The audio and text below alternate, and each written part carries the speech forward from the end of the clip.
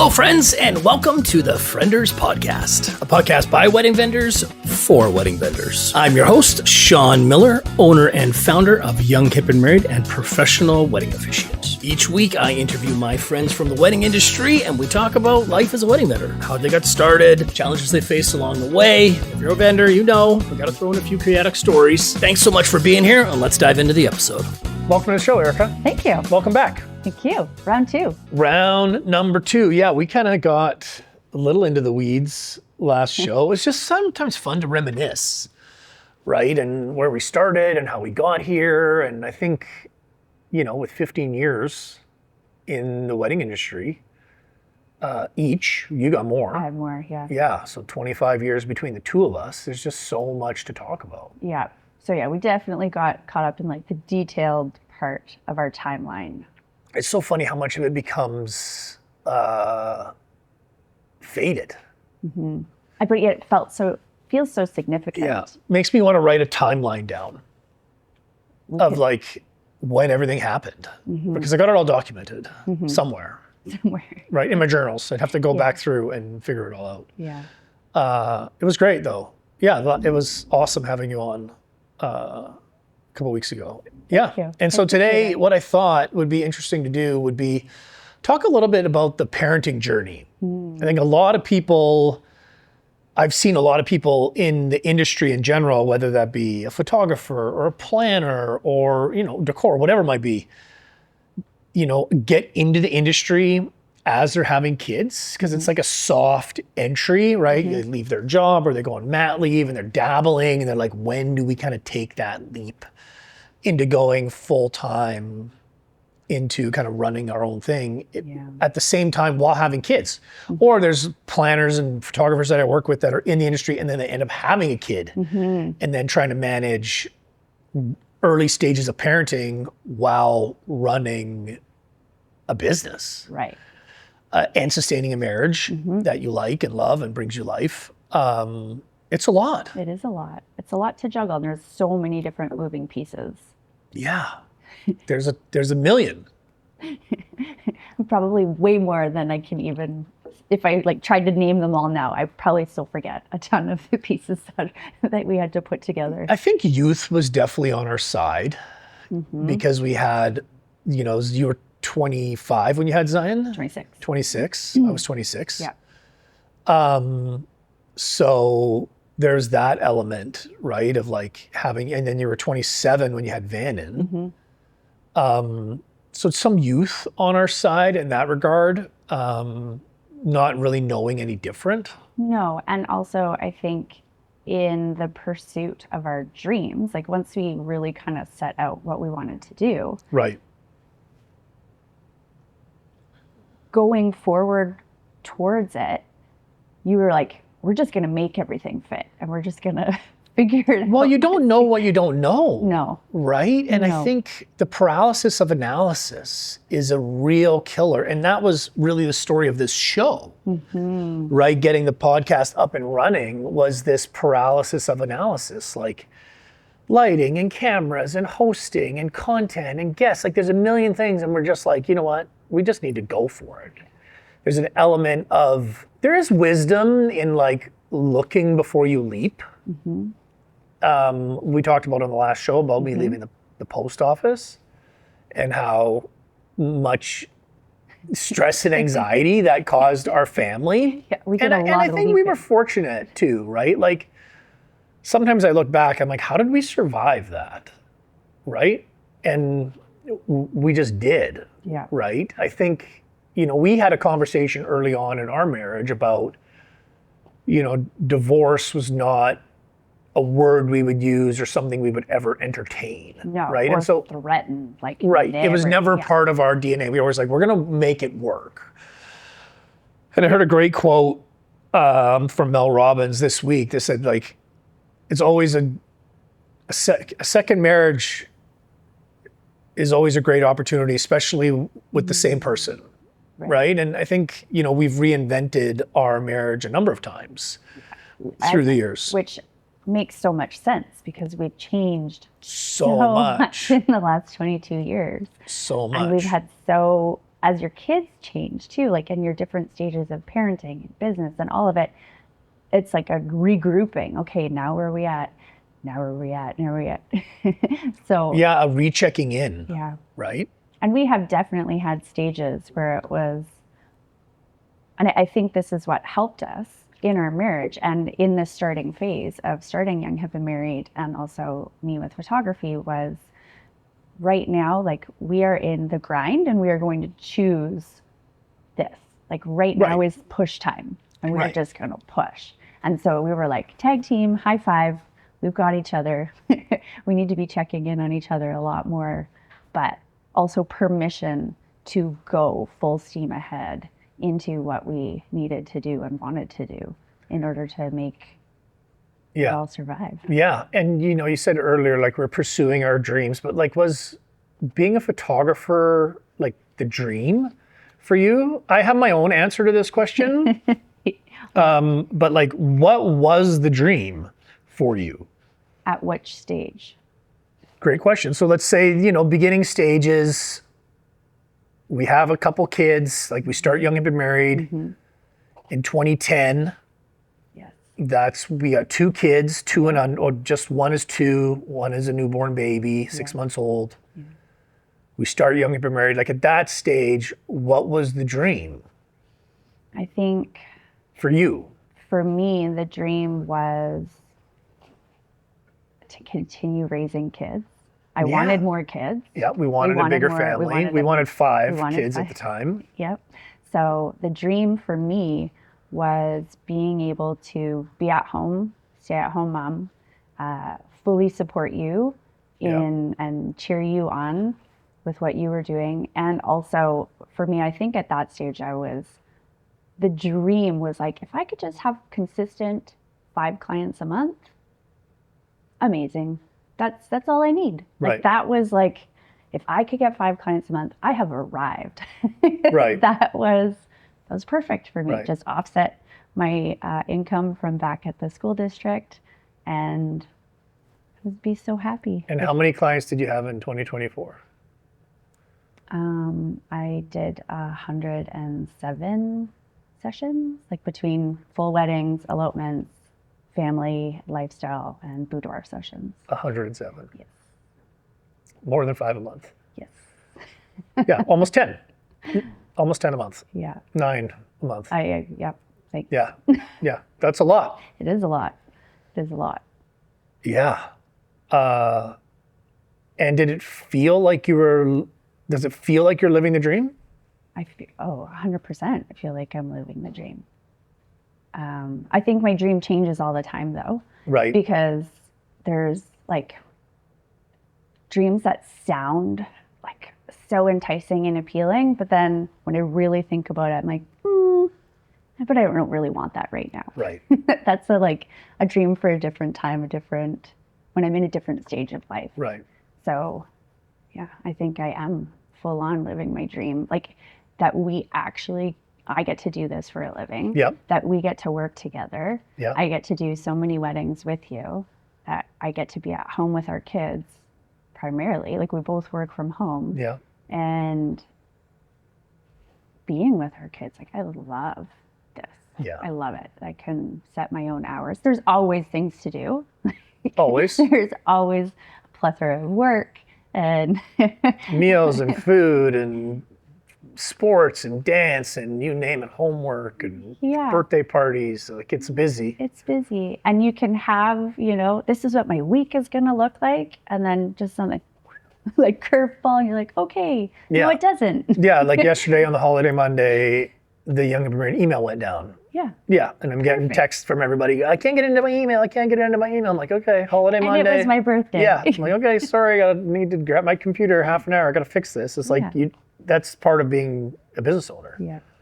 And it's being able, so you're just always being able to flow though. And I think we've done a really good job of learning how to flow with whatever's coming at us and instead of like, Yeah, I wasn't so good about it early on, but that just caused like an undue amount of stress and anxiety, right? Like resistance to what was and what is. Like it's tricky because you want to pursue your dreams, like you want to go after them wholeheartedly.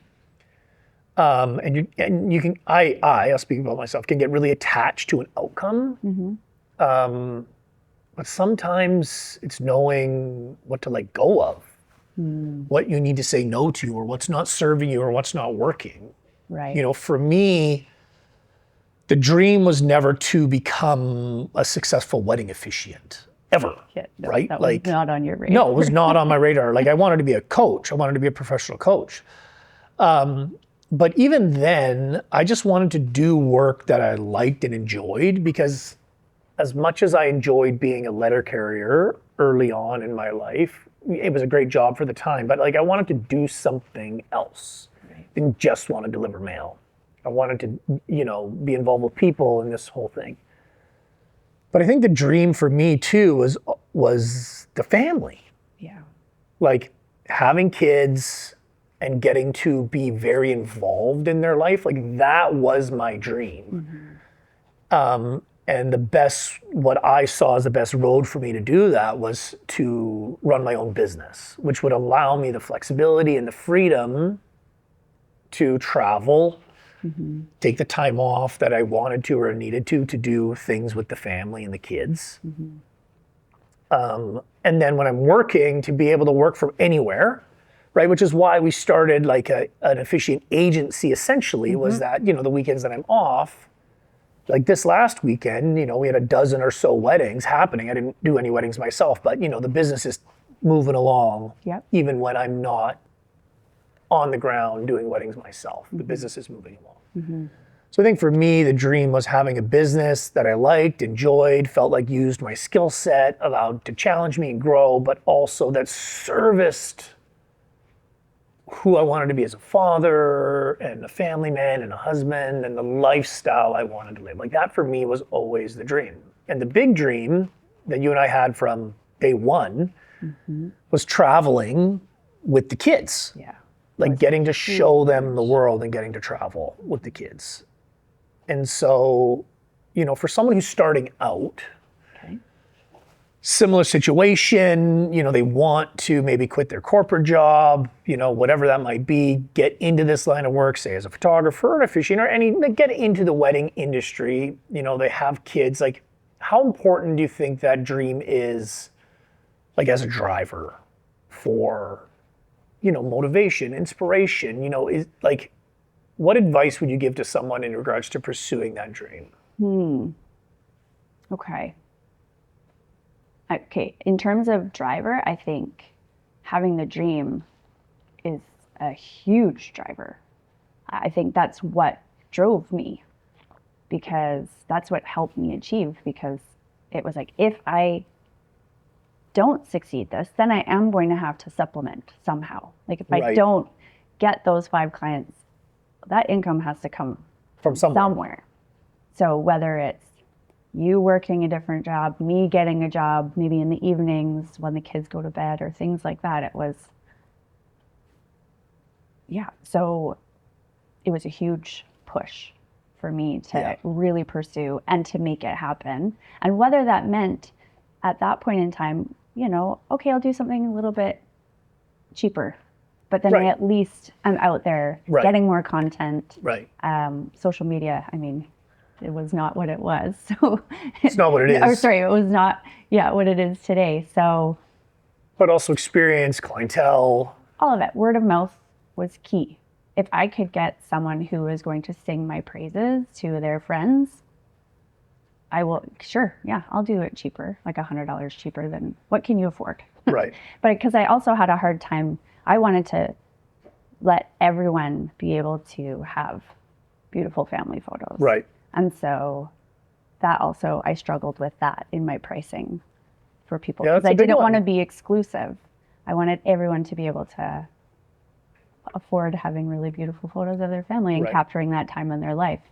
So I would say, really, like, if that is the dream, let that fire guide you and help push you, be the catalyst to like push you. What other advice? I would say, Well, I would say one of the hardest things with starting the business was childcare. Yeah. Find really good childcare. That's a big piece of advice I can give you. Anyone starting out. If you do not have family, like we didn't have family to look That was after, readily available. that was readily available. And especially photography, you could be shooting on a Monday morning, or it could be on a Friday night, or it could be, weekends. It can be hard to find good childcare. So having that set up in advance, that you have, whether it's babysitters, family members, Daycare, friends that you switch with, trade babysitting with, figure that out, because that was so stressful. I would say it was a huge challenge. That was one of the hardest things about having kids and running a business. Well, also because we were not willing to put our kids in daycare.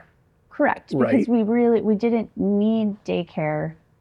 But it was also not what we wanted. Like we chose to give up. You chose to give up your more corporate job because of the childcare. We're like, we don't want our kids in full-time childcare. Now, some people works great for them. It was not part of our goal. No. Right. The goal was to be around with the family, but then working weekends, right, having reliable childcare. Do you remember that one? Like we had a wedding, and our babysitter didn't show up. Yes, I do.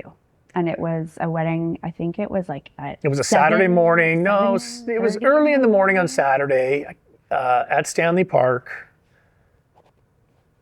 Babysitter doesn't show up. We confirmed with her the night before. Calling. Her alarm didn't go off. You were knocking on their front door. Yep.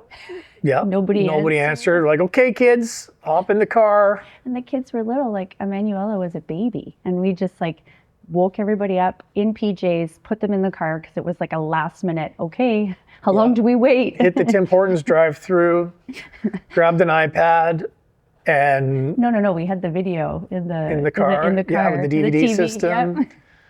And then we parked right next to where we were doing our wedding illegally, I remember. And we could see the car the whole time. I think our oldest was 6 or 7. Yeah. And... I went, performed the wedding, the elopement, 15, 20 minutes, whatever it was. I think it was more like 10 minutes. It was pouring rain, and they just wanted something very quick and simple, which is also why worked out well. Yeah. And then, those were some challenging times. Oh, I think about the stress. Yeah. Like we had, at one point I had 6 babysitters on our roster. Yeah. And I just felt like I was constantly getting babysitters. Like, what's your second job? My second job is finding babysitters, like finding childcare. Yeah. So that's a huge piece of advice. If you can find somebody, find people, and have multiples, have backups and backups. Yeah, it was a real challenge. Yes. It was a real challenge. I think another piece of advice I would say is, make sure to carve out time, and I talked about in the last episode, for yourself, but also for friendships. Make that a priority. You need to foster those, because you can get really lonely when you're working. It's awesome, and then being at home, it's amazing, but then there's just times when you just want to hang out and just chat and have coffee, hour-long coffees with friends, and that's a huge one. And then that you have a community and people to support you and love on you, because there's going to be times when you feel like, oh, do I really want to do this? Or this is hard, because you have to self-manage yourself. Yeah. The self-management piece, again, is not something you can learn. When there's no time you have to be at work. Yeah. No one checking in on you. Those early stages as an entrepreneur where you're doing absolutely everything yourself. Everything. And back 15 years, now there's so many CRMs, all of these, oh, it's all in just one spot. Back then it was everything. And especially with Young, Hip, and Married too. It was doing it all. And as someone who is a creative and just wants to create, and then you have to put on this business hat that you're going, okay, what do I do? Yeah. Now what? Yeah, I think having knowing what your why is. You hear about that all the time. Yeah. But for us, it was running a business that allowed us to thrive as a family, right? And we were willing to sacrifice a lot for that. And, sometimes our own well-being, I would think, meaning like you mentioned, like now is a season for hustling. In a lot of ways, I don't feel like the hustle has stopped. I think that's just the nature of running a business, or even in my nature, like always trying to create and move forward and change things a little bit. So we had a really big life goal with having kids of going traveling for a year. We wanted to take a mini retirement halfway through our parenting journey. So halfway through raising young kids, Yes. right? So we have 4 kids. They're 6 years apart, right? Their first one was born in 2008, last one was born in 2014. Yeah. So we had this dream of going traveling for a year. And the goal with Young and Been Married, with our business, was like, okay, we're going to build up a business to where I can run and operate the business remotely, still draw salary, and we can go kind of pause, take a mini retirement, we called it, halfway through our parenting journey. So we had plans to travel for a year in September of 2020. Yes, we did. And those were great plans. The world had other plans. The plans were great. We just didn't get to follow through with any of them. Yeah.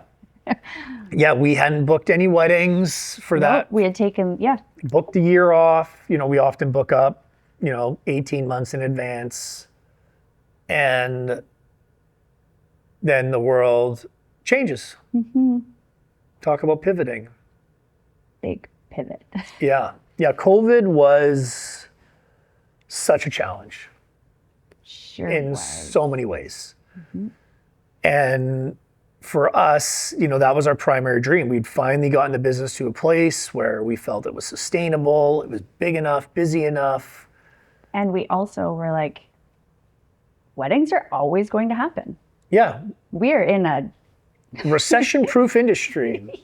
Yeah, not pandemic-proof, as we found out. Not pandemic-proof. Recession-proof, yes. Pandemic-proof, no. So we had to pivot. Yeah, that year we lost, I won't say how much we lost, but it was a devastating year. it was more than a year, but it was. Yeah, it was a devastating couple of years.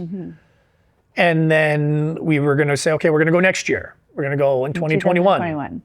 And then when we got into the winter of 2020 and early 2021, we were like, this is not going to happen. Income wasn't up, things weren't going. Yeah, we were like, we actually can't go. It would be irresponsible. Yeah. And then as 2022 started to roll around, 2022 in the wedding, anyone who's in the wedding industry knows that year was an anomaly. It was booming. Constantly, phone was ringing, tons of weddings booked.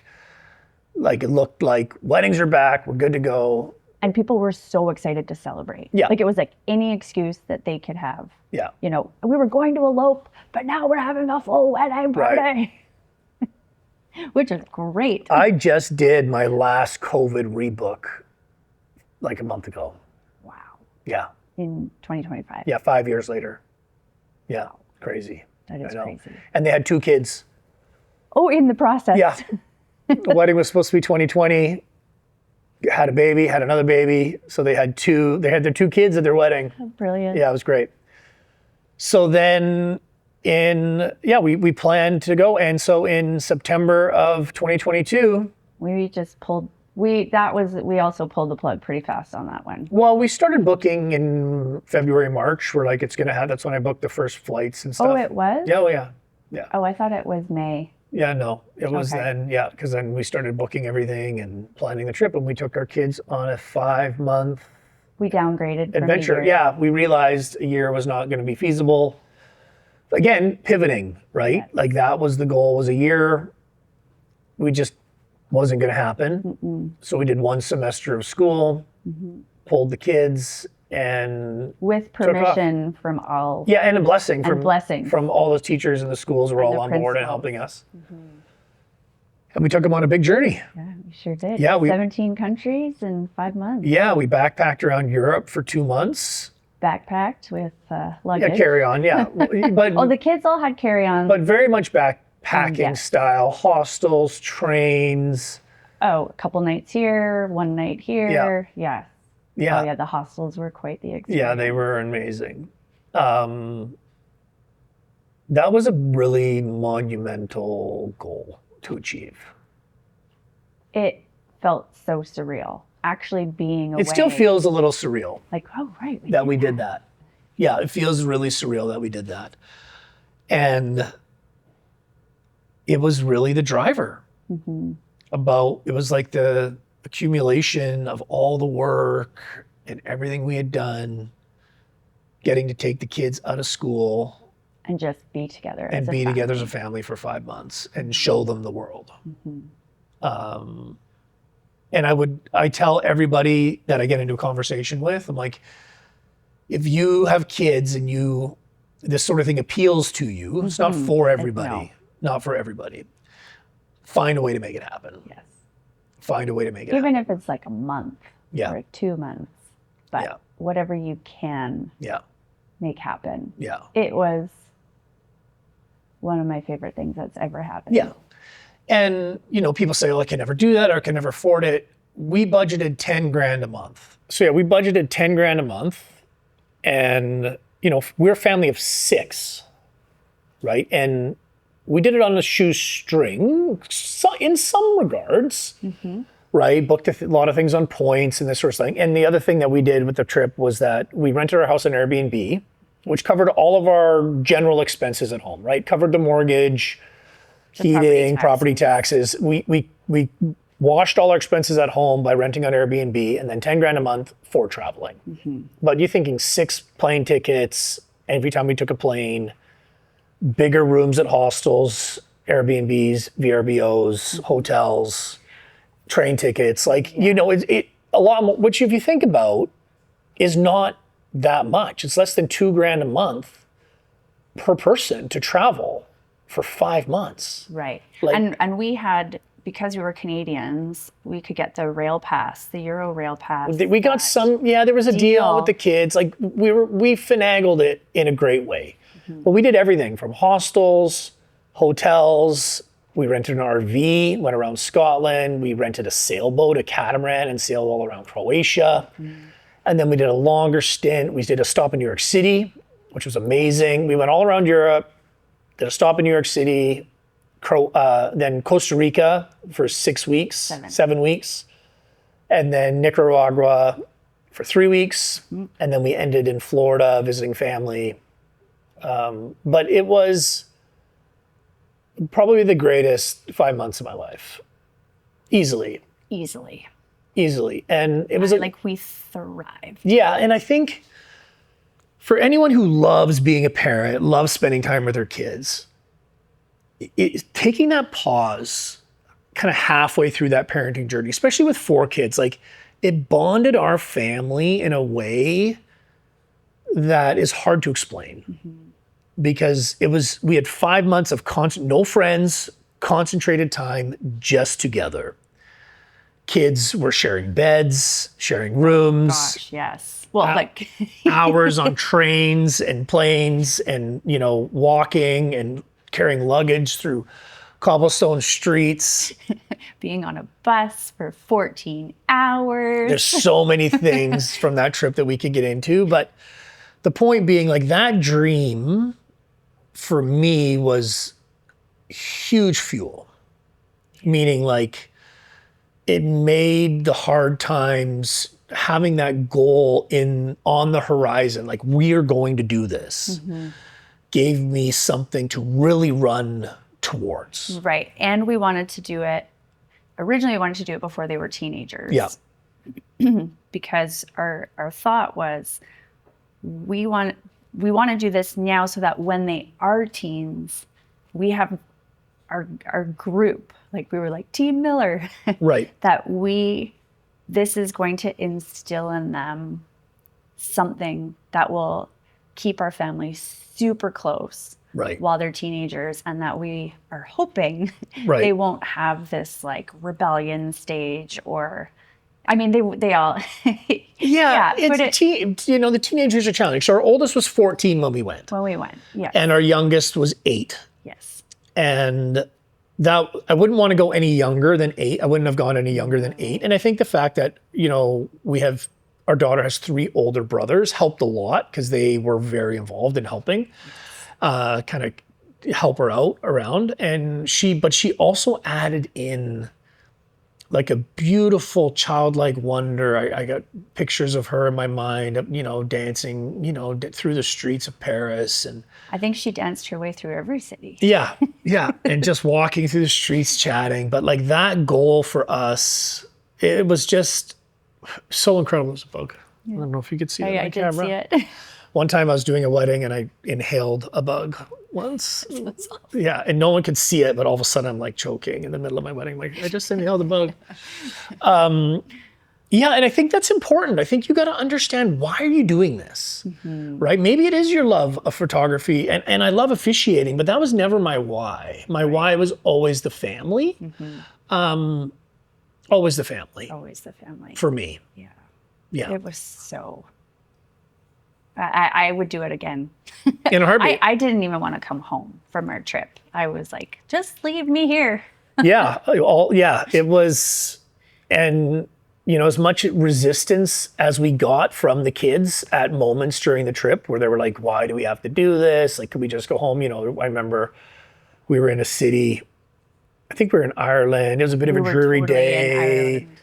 And the kids were like, oh, like, do we have to do? And I was like, oh, I was just remember losing it on them. I'm like, you guys have no idea how lucky you are to be doing this. The kids, I was like lost on them. But now that it's over and they look back on it, they all understand how special that time was. So beautiful. Yeah. So beautiful. Yeah, it was beautiful. It was incredible. But knowing your why is huge. Like having a goal that is inspiring and challenging and lights you up, I think is really important, because if it's just the mundane grind of like whatever it might be, it can be hard to continue. Right. Right? Like you were mentioning, like there were nights where you would put the kids to bed and you'd edit till 3 a.m. Right? Like kids would go to bed at 7:30. You would go to bed by like 9. Or I'd be working at the keg. Oh yeah, you'd be working at the keg. Right? You'd be at home alone, editing photos. Just put my music on and get to work. And I loved it. Yeah, it's like, well, I mean, okay, I loved it, but I loved that time. Right. I was always a night owl. Right. And then, so for me, working, I just like felt alive and awake. Right. During that time. Not good at all for my circadian rhythm, or right. And there was times when I would almost do all-nighters because it just felt I'm in the groove. I can finally get in the groove. Because editing when the kids were awake, or nap time or things like that, you would get like an hour and a half. Can't get into flow. And you can't get into flow. So this was like my flow time. Right. And then I go to bed and up at 7 with the kids in the morning and be tired, but then somehow find the energy to just keep on going and then edit again, stay up. Like I would do that quite often. Like I would probably do it like 3 times a week where I would stay up that late. Yeah. And then. But it was the goal, right? It was the goal of like, this is what we're running towards. This is what we're building. And it was, I think without that goal, it would have been a lot harder. Because like, what am I doing all this for? Right. Or if it was just for the money, or if it was just for. It wasn't enough of a motivator for me. No. Right? Like we're not, we don't really care about driving fancy cars or fancy things. Like, but travel for you and I is like one of our core values. 100%. Right? I think our kids have been to 20 countries, 21 countries. 17. Yeah, I don't know. Something like along those lines. Yeah. Right, already. And they've seen everything from the Empire State Building to the Eiffel Tower to the Jewish Museum of History to And Frankhouse, we were in London for the Queen's funeral. Oh my gosh, that's which right. was wild, I forgot about not that. planned, but cool experience. Like Yes. sailing around Croatia, like they've seen so much, and it's really opened their eyes to the world. But also, a cool impact that I'm noticing now as the kids are getting older is like they've seen us navigate this wild world of entrepreneurship, right? They've heard me on the phone, walking through the streets of Europe, putting out a fire at work, right? Dealing with something. Yeah, and the time change and Right. All of that. like, I don't have a computer. I've got to figure out how to do this on my phone right now. Yeah, it's been a neat, and they talk to me about it now, about like, oh wow, like, running your own business and, getting the time off and all of that sort of stuff. And I also love like that they have seen us make so many mistakes and then how we deal with the mistakes. Yeah. Dropping the ball somewhere or whatever it is. But I remember like really wanting them, raise kids and wanting them to see us fail, like at times. Right. And be like, this is so normal. Yeah. I am going to disappoint you. Yeah. I am going to hurt you. Yeah. But what I do with this and how I make it better and how I make it right, just teaching them that like, this is life. Yeah. You are not perfect. Yeah. I am not perfect. Yeah. And Yeah, we haven't been shy with the kids about when there's been financially hard months with the business or like they want to do something. We're like, hey guys, like, listen, right now we just don't have the funds for that. Like we had a hard month in the business or this happened or what's going on. Like we've been very transparent with them about it all. And I think that's been really helpful for them too, just to kind of get the idea. But I think at some level, I know our oldest for sure, like entrepreneurship really appeals to them. yes. Right. I know, especially when he just found out when we were talking about, I think it was just the other week, about if you have a regular, like when you get a job, like you can start off, some jobs start off with 1 week off a year. And he was like, What? are you serious? Yeah. 1 week, a year. Yeah. I'm like, yeah. And you have to book it off in advance. Yeah. And that's your week. Yeah. Because our kids, we probably do 5 to 6 weeks a year traveling with them right now. More than that. Yeah, if you can count the weekends and all Or this like stuff. going camping. Yeah, that sort of stuff we do. Yeah. But definitely 2 plane trips a year, sometimes 3, and then all the other local stuff we do, right? So that's become part of their DNA, right? It's become part of like what we do as a family, and we definitely thrive together. And we love adventures and love family, trying new things and new food. And we really love to get the kids involved in it, in giving them like some ownership over the trip. Like, especially now with TikTok and things. Oh, like, yeah. How many places did we go to in Europe. Europe that we had no idea about? Kids are like, I saw this on TikTok. We got to go see this thing. Go to this Camden Market. And we're like, what's Camden Market? Yeah, the Yorkshire pudding burrito, right? Yeah, which was... So, and they like opened our eyes Yeah. to so many places that we had no idea about through TikTok. Yeah, it was beautiful. amazing. It was awesome. Yeah, good old TikTok. So let's talk a little bit about working together as a married couple.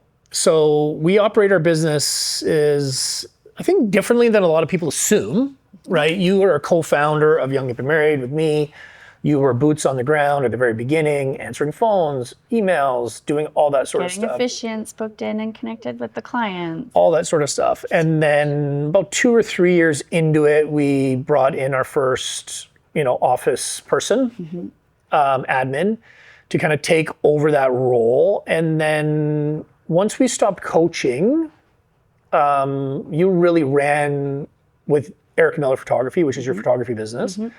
And I took over Young Hip and Married. Yes. And ran Young Hip and Married. So you are not involved in the day-to-day anymore of Young Hip and Married. No, I mean, here and now, like when you run things by me. Oh or, yeah, like you all were of my that. sounding board for sure, constantly, in running big decisions by you and all that sort of stuff.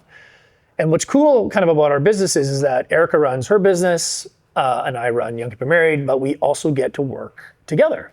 Yay. Which is, for us, kind of the best of both worlds, because you have your autonomy, I have mine, but then we also get to sync up a lot for elopements, and you work for Young Hip and Married as a photography contractor, and so we get this opportunity to kind of work together.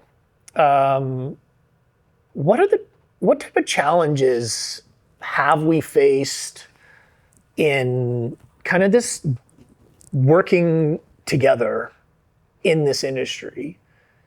When I think about couples working together, what are some of the things that we've had to learn and overcome about how we do things?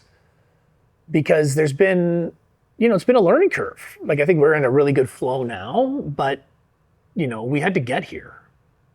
Can you think back and any challenges that we faced early on? Challenges. I'm just trying to think. Or ways that we had to learn how to work together?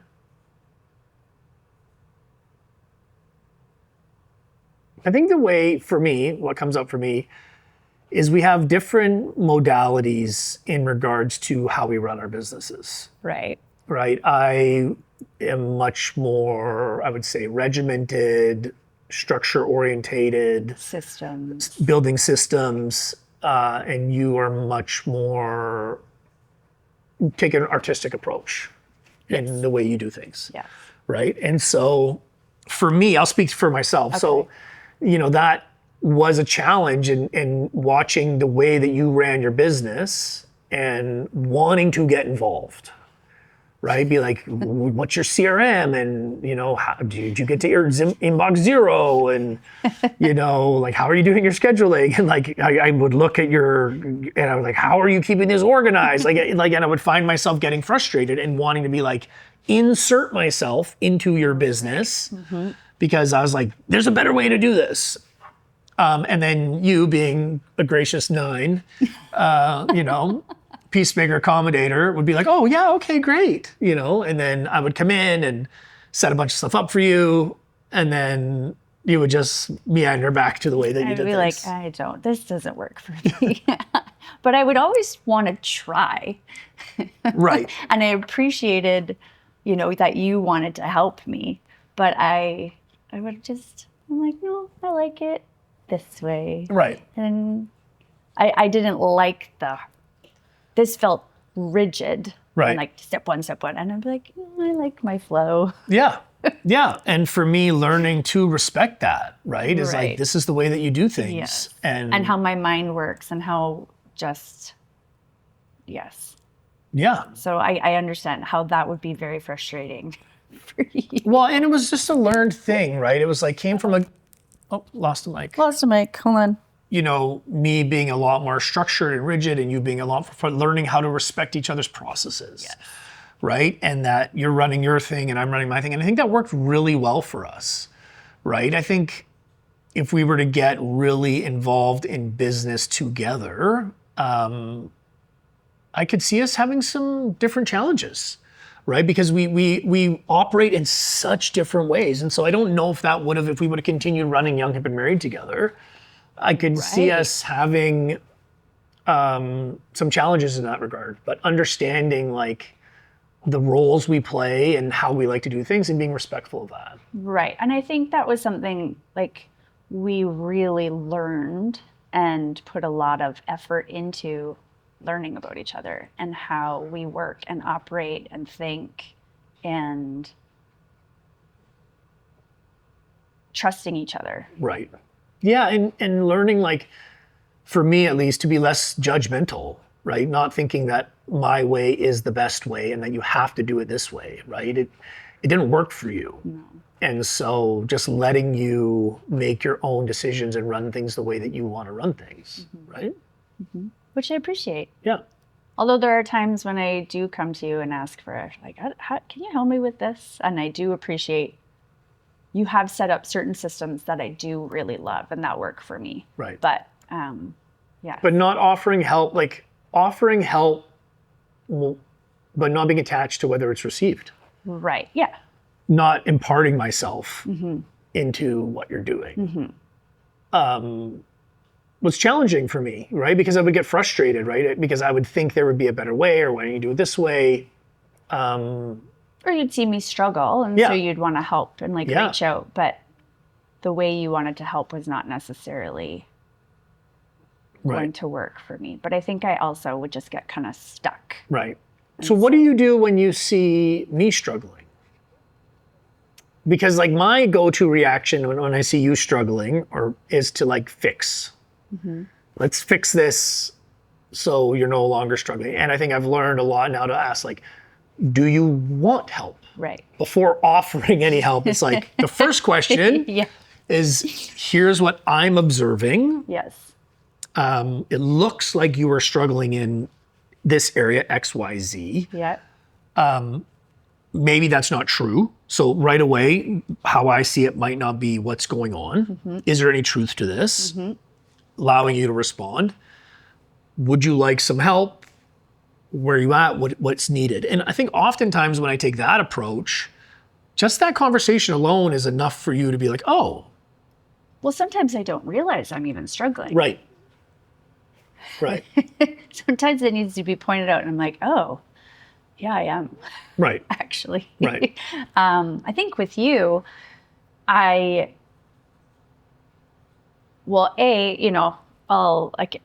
because we work closely. Yeah. I know when you are. You can just feel my energy. I just feel your energy, even just like the way you might walk out of the office. The way I make a coffee. It's like my deep breathing. The deep breathing. Lots of times you have your AirPods on or your noise canceling headphones, so you're a little bit louder than you think you are. So I can just, it's easier for me to notice. And I think, well, I don't know, correct me if I'm wrong. I think I take much more of an approach of like, I know that you have and this is part of why you have your systems in place, is because when you get stuck, you're like, okay, I can go to step 1, step 2, let me figure this out. But I think more often for me, what I do is like, hey, you want to have a coffee on the front porch? Right. You want to take a 15-minute break and go for our 15-minute walk? And we have a little 15 to 20-minute loop with the dog. Yeah. Hey, I think it would be good. Maybe let's do this. And I don't know, do I do other things? I don't know, maybe just even come and give you a hug or bring you some water, lemon water. And, just be more of like, I'm here, I love you, but I don't feel like talking to you is going to help. No, often I don't want to talk. You don't want to talk. You just like want to, like, if we go for a walk, it's like just holding hands, being together, presencing, breathing, being out in nature, and like, okay, recalibrate. Yeah. Here we go. Yeah, and I think often too, like we point each other towards the habits that we know have been helpful, right? So like me, like you mentioned in the last episode, encouraging you to go for a run, or you encouraging me to spend some time in my journal, right? Or being like, let's have a TV night, right? And go to bed at 9:30. Right? Like let's right after dinner, let's throw a show on. We're gonna just watch TV tonight and not do anything and wind down. Or giving you like, Shawn, you go. I've got. Right. I'll do clean up after dinner. I'll hang out with the kids tonight. Like you go. Like sometimes, what is it that you said before? Like, today just needs to end. Like the day needs to be over. Yeah. I'm ready to say goodbye, or we'll try again tomorrow. Yeah. Like this day, we're just gonna. It's game over. For today. Bye. Yeah. It's like turn it off. It's like, and you know that's really helpful too. Is like anything that's going on today will be there tomorrow. It'll be there tomorrow. And sometimes it's the end of the day, and you're like, yeah, you know what? Time to shut her down. I think that's a big thing we've learned is like the power of rest, resetting. I know for me, I do my best work before noon, right? In the beginning part of the day, that's my most productive time of the day where I'm firing most, and learning that stuff is really helpful. Yeah. And whereas I found my most productive time to be at night, but I've had to shift that because realizing I need sleep. I need to prioritize sleep. And so it's like going against my natural rhythms, if you will, and changing it, being like, okay, now I have to be productive between 9 and 2, right, or 2:30, right. Which sometimes, like there are nights that I'm like, I just want to stay up late, right, and edit. Right. Have you ever felt like a second priority from work for me, like where I'm making work more of a priority than you or the kids. I can't pinpoint exact times in our life, but yes, for sure. Yeah. It's, yeah. Which I'm sure you could probably say the same thing about me. No? I think because I'm very aware of it, like sometimes the relationship, I don't want to say has to suffer, but there's just sometimes things that are urgent Right. at work. And I would say it comes up way because you're managing a team of like 35 people. Right. And there are so many, the amount of weddings within Young, Hip and Married, and even certain wedding requests that come in that is like, oh, we don't have a system for that one. That's new. Right. We haven't dealt with this before.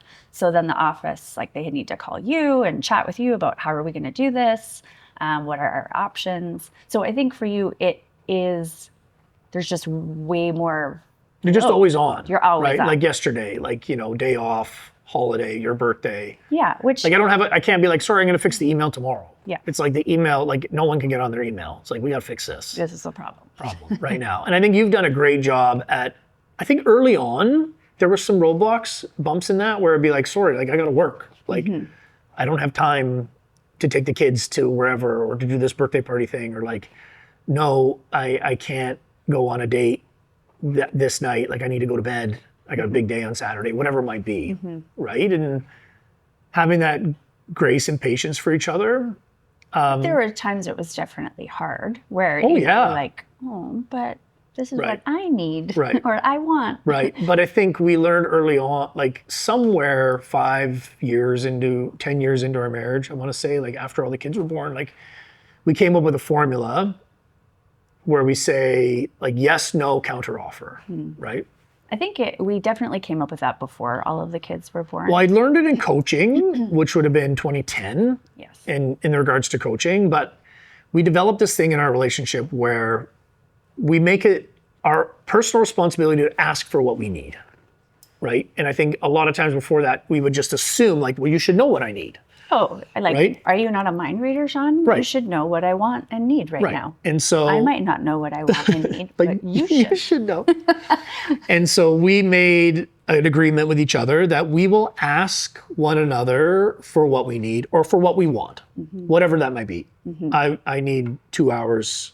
I need a date this week, or I need a night off from the kids, or I need to sleep in, or I need whatever it might be. And then we have a formula where there's 3 options when someone asks you for something. You say, yes, I can do that. No, I can't, or counteroffer. So something we tried to do is to never say no. Always go with the counteroffer, whatever it might be. And that for us has been just a huge game changer in the energetic flow of our relationship, because a no is like a hard stop, right? A no is like no. Like there's nowhere to go from that. It's just no. It's like a dead end. Versus a yes takes you one way, but a counteroffer would be like, okay, I can't do that.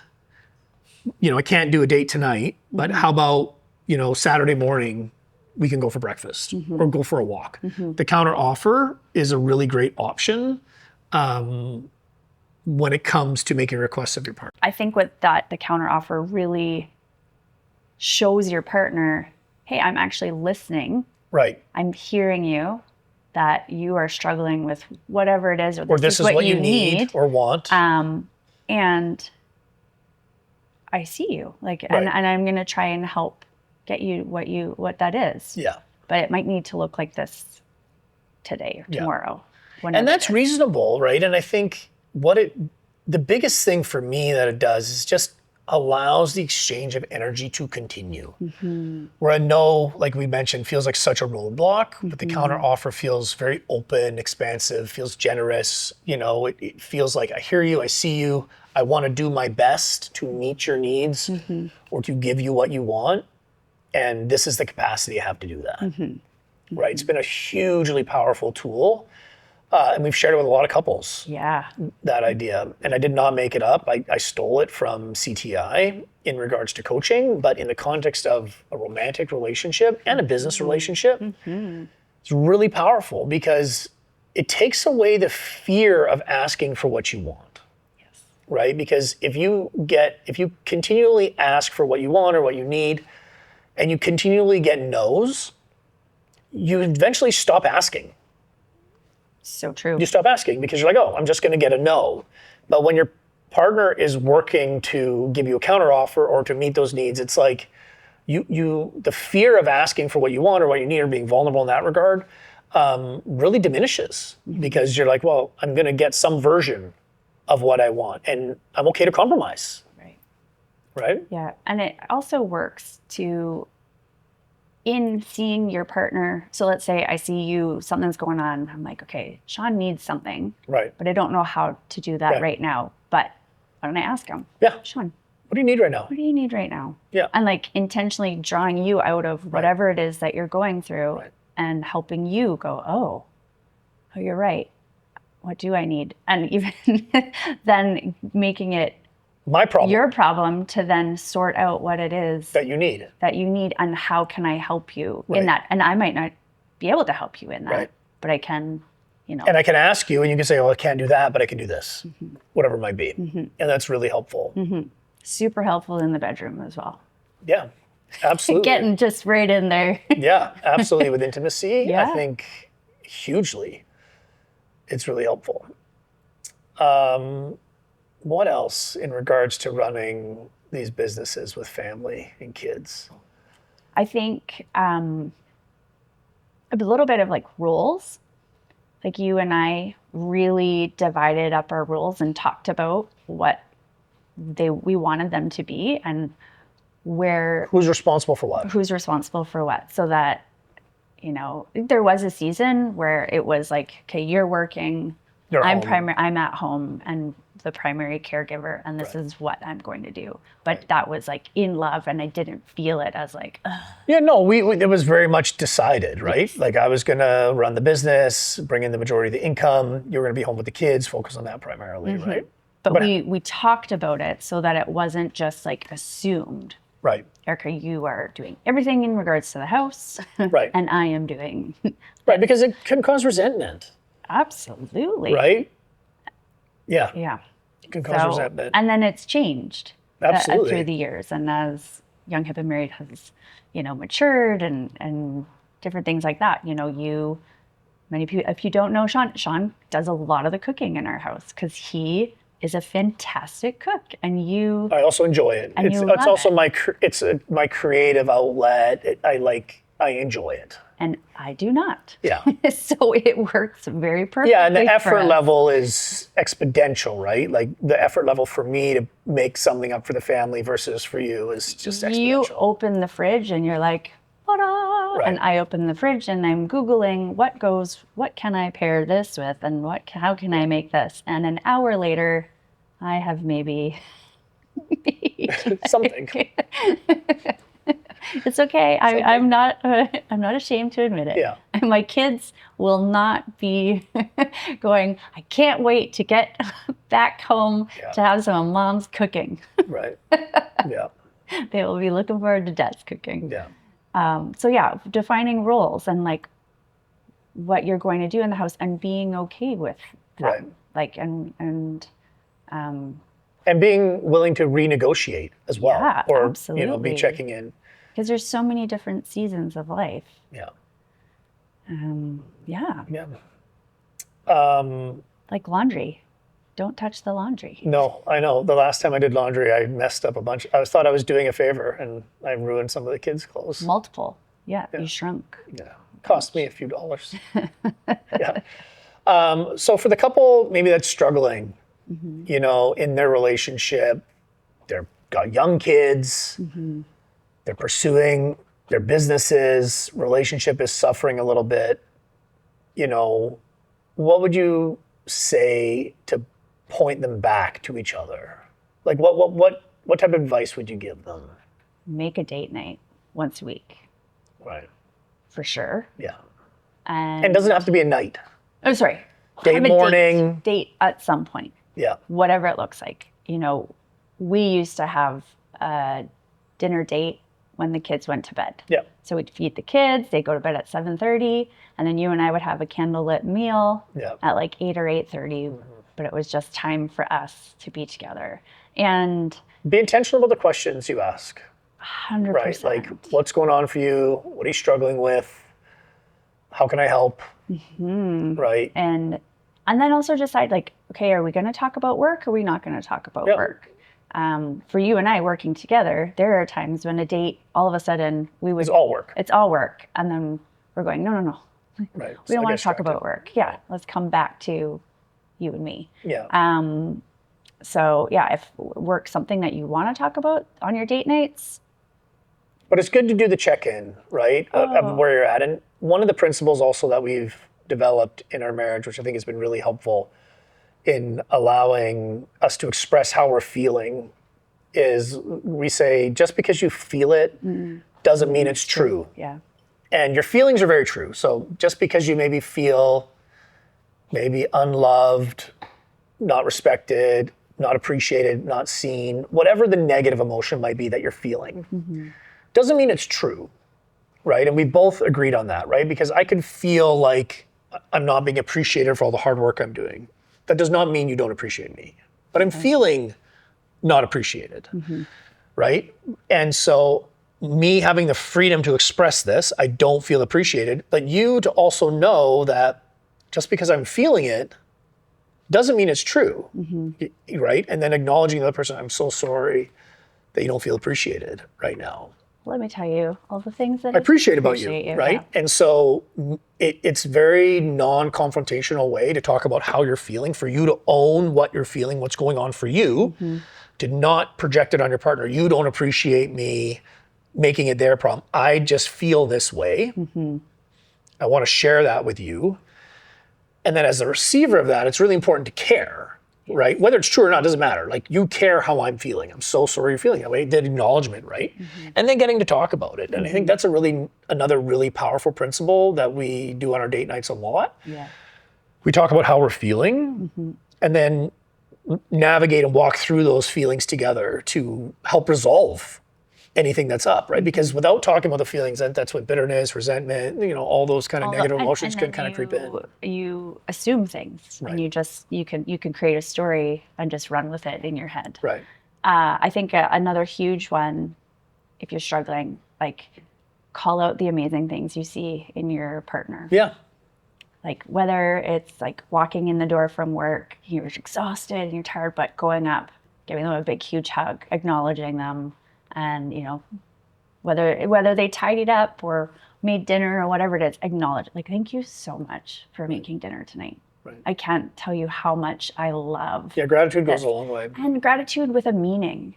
Right. Like this, like, I know for you, coming home to like a tidy, clean house, for you, the spatial is everything. And so you coming in and being like, oh, thank you so much. Yeah, and when I don't acknowledge that, I'm like, right. But acknowledging the why though behind it. When the space is clean, I can relax. I feel so much more relaxed, and it does this for me and this for me and this for me, and then I go, oh, he doesn't just like a clean house. Asking for what I need, giving the reasons why it's important, why it means something. Why it means, because. But then then acknowledging when your partner reciprocates and gives you what you need, making sure that you're acknowledging that behavior and showing gratitude and appreciation. And I think, and doing things out of love and to like, what am I trying? Okay. Doing something for your spouse because you love them and not to get anything in return. Right. And I think when you do that, something changes. Like, if you are constantly, like, massages, I love massages. If I get lots of massages, well, I start doing things for you without even really thinking about it, just like in love. Like, I want to return. Yeah, it's like there's the relational bucket, right? In the middle, there's you, there's me. And then if we're both filling this relational bucket together, then we can both withdraw from it. Right? It's like keeping it full so there's lots of resources in there. So when we need something, we're able to draw from that. I think that's a great there's no, people talk about give and take and balance and this sort of stuff. And it's just like, it's not 50-50, it's 100-100. Yeah. Right? And there's going to be times, like think back to Emanuela when she was born. Yeah. She cried for 8 months straight. Like, did not sleep from the day she came home from the hospital. Like, or slept at like 5 a.m. only. Right. And, it was like, you knew I had nothing left to give. Yeah. And you would just like love on me with nothing. You did not need anything in return, but you're just like constantly like, are you okay? Right. What do you need? Yeah. And knowing it was a season. And knowing it was just going to be a season of life. And it was not, but there are times when you have to carry your spouse. Yeah. And absolutely. it is going to happen. Yeah. It's not, it might. No, it's going to happen. Yeah. There are seasons when you need to carry each other. Yeah. And that's okay. Yeah. And it's beautiful. Yeah. Hard. Yeah. But it can also be so beautiful and fulfilling. Yeah. And really allows you to trust each other more. Like trusting your heart and knowing that you have your absolute best intentions for me and for our marriage and our family. Yeah. It's great. Yeah. Awesome. I think we got to wrap it up. If you have questions about running a business or running a business with your partner or the wedding industry or raising kids or anything along those lines, please submit them to us either in a comment in one of the videos or through the contact page on our website. We'd love to have some content to answer on the show when we have Erica back on. Thanks so much for sticking around. Thanks for being on the show, Erica. Thanks, honey. And we'll see you for part 3. Thanks. At some point. Thanks so much for listening to the Friendors podcast, the podcast by wedding vendors for wedding vendors. I'm your host, Shawn Miller, signing off. If you enjoyed this episode, it would mean the world to us if you would follow, subscribe, and perhaps share it with a fellow wedding vendor who could use some inspiration or simply a good laugh. Want the Friendors podcast to come to your city? Drop us a comment below and let us know. Until next time, keep learning and keep creating amazing weddings that feel better than they look. See you in the next one.